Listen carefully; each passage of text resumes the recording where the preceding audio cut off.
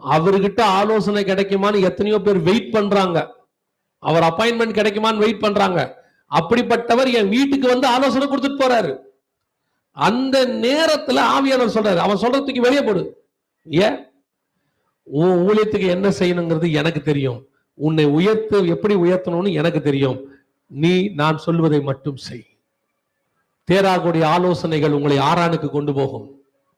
சிலருடைய அனுபவ ஆலோசனைகள் உங்களை, எல்லாருடைய அனுபவம் உங்களுக்கு ஒத்து வராது. அவங்க அனுபவம் அவங்களுக்கு. கர்த்தர் உங்களை என்ன சொல்றாரோ அப்படித்தான். சவுல் ராஜாவாகிறதுக்கு கழுதையை தேடணும், ஆனா தாவீது ராஜாவாகிறதுக்கு ஆடை தேடணும், ஆடுக்காக போராடணும்.